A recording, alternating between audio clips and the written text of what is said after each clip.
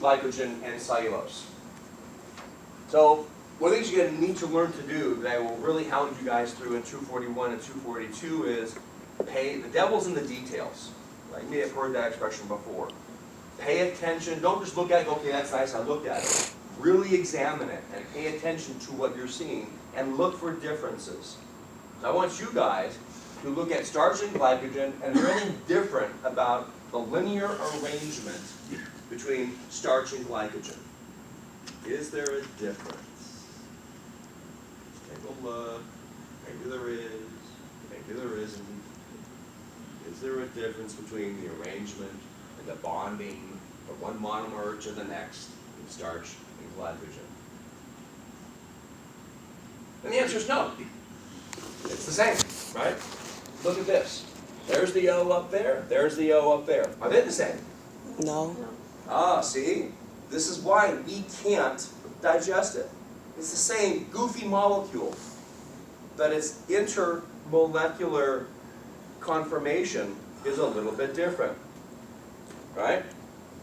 The O's are here, that's nice, but this O goes down, but now it's next to another oxygen down here. So these O's are always paired up. These O's are always separated. That makes a difference. That's a huge difference biologically. There is more hydrogen on it. The inter and intra-molecular reactions that take place. Because the difference could be, I can eat it, or I can't eat it. And it's the same chemical formula, C6H12O6. Usable, not usable. All right, now for the next one. So I know that carbohydrates are monosaccharide, disaccharide, polysaccharide, and that they would use a dehydration synthesis to join a monomer to make it a bigger structure. Now we have proteins. Now proteins come in a lot of different functionalities. You are made up of a lot of proteins, and these proteins do different things within you. For example, proteins can be involved in structure. Your ligaments and tendons and your hair are made of proteins. When you get into 241, a little bit in this class too, receptors, in other words, things that receive neurotransmitters and hormones in your body are made of proteins, right?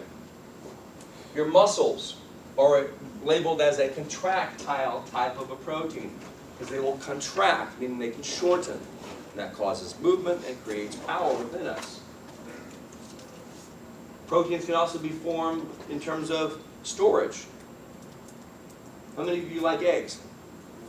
All right, there's two parts to an egg, right? There's the white part and the yolk part.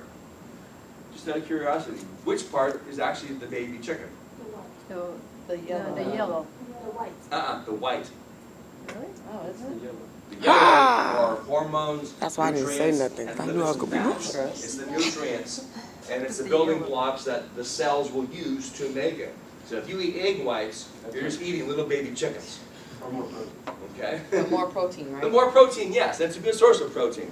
So that's why I could very easily eat an egg and memorize all these whatsoever. It's just to give you an idea that proteins are really, really important. Maybe enzymes are proteins.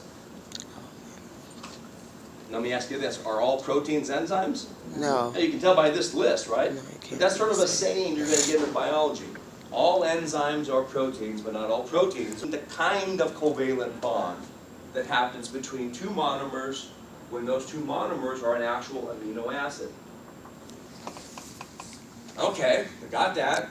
So when I join two amino acids together, I am doing a dehydration synthesis reaction. But the kind of a bond I form was a peptide bond, which is a specific type of covalent bond. It lets me know we're talking about amino acids. Carbohydrates don't do peptides, right? Because they don't use amino acids. Well, this you need to memorize. This is the structure of an amino acid. Structure. What you have, first of all, over here is the amino group, right? It's a nitrogen covalently bonded to two hydrogens. Okay, I got that. Way over here is what's called the carboxyl acid, or the carboxyl group. It's a carbon double bonded to oxygen with a single OH. Those of you getting into chemistry, this would make something an alcohol. It has an OH in it. So I've got a carboxyl end, an amino end, and then I have that, the R. That's complicated. That's the part that varies. That's the only part that varies from one amino acid to another. The carboxyl is consistent. The amino acid is consistent. All right, the amino group, pardon me, the amino group is consistent. This part varies. How many different types of amino acids do we have? All right, so we got 20, right? So slow down, right? You got to give others a chance, right? You've got 20. That's not very many. But the only difference from one amino acid to another is what I attach right there at the R end. All right, so how do you attach one amino acid to another? Well, peptide bonds. You're going to join the carboxyl, bless you, the carboxyl, bless you, of one to the amino of the another. All right, think about that. Try and picture that in your mind. The carboxyl end of one to the amino end of another. So it's carboxyl to amino.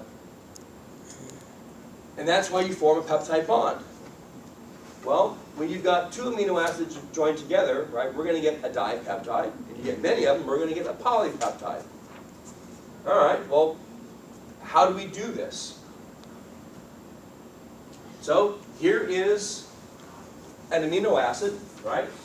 There's the amino group, the carboxyl group, and we just got done saying that the carboxyl end of one amino acid will join up to the amino group of another. This will be an intermolecular reaction. We're doing a dehydration synthesis, and when you're all done, you now are beginning to make a protein. And there is your peptide bond. Notice where it is, right? It is between the carboxyl end, what's left of it, right? The carboxyl end and the amino end. So I can always now identify individual amino acids along the long chain. Simply just look for the peptide bond. And then the R group will be attached here.